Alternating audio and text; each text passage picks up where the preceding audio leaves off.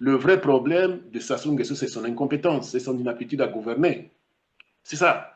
Et puisqu'il ne peut pas l'avouer, puisque ces mercenaires qui sont autour de lui trichent, veulent faire comprendre que non, il t'a dit qu'ils ne veulent pas effectivement pointer le problème. Ils veulent nous sortir des faux problèmes, Christian.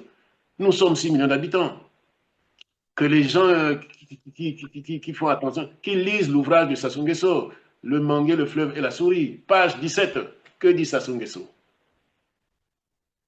Mon pays est beau, il regorge de richesses, il a de l'eau à profusion, il est habité d'hommes et de femmes, disons, bourrés d'énergie, de sagesse. Il y a de l'eau à profusion. Il y a des ressources naturelles partout.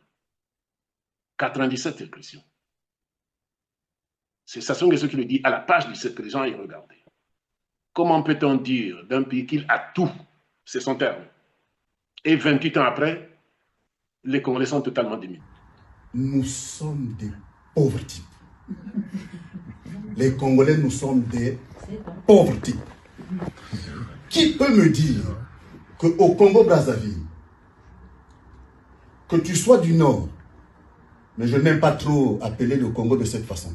Moi, j'appelle le Congo des forêts jusqu'à la savane et des savanes jusqu'à la mer. Vous savez pourquoi? Qui peut répondre à cette question? Merci beaucoup. Merci beaucoup. C'est dans notre hymne national. Notre hymne national, on dit des forêts jusqu'à la savane, des savanes jusqu'à la mer. C'est ça le Congo-Brazzaville. Et nous sommes tombés dans le panneau de Sassou Nguesso qui dit il y a le nord et il y a le sud.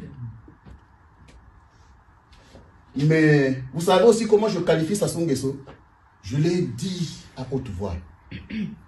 Urbi et Orbi, j'ai dit le général Sassou Nguesso est congénitalement doté d'un petit cerveau doué pour le mal. Sassou Nguesso est un technocrate de la malfaisance. Il est capable de réfléchir sur un truc où Maître Nganga l'a rappelé, que c'est à la fois un fou, mais je ne sais pas, vous avez ajouté quelque chose, un fou, mais quelque chose d'autre. Il n'est pas fou. Il est congénitalement méchant. Il est né méchant. Et la seule personne qui jusqu'à présent est en train de martyriser les Congolais et qui s'appelle le minable personnage Sassou.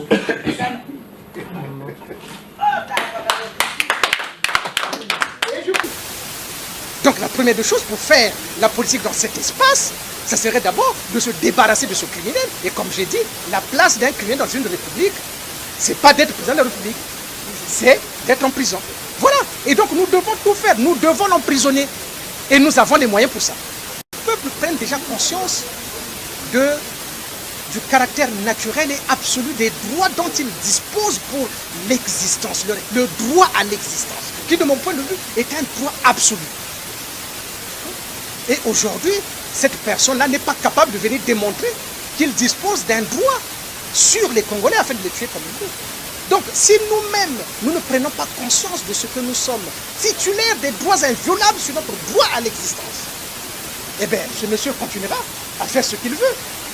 Donc, c'est à nous de refuser les crimes et de refuser les injustices.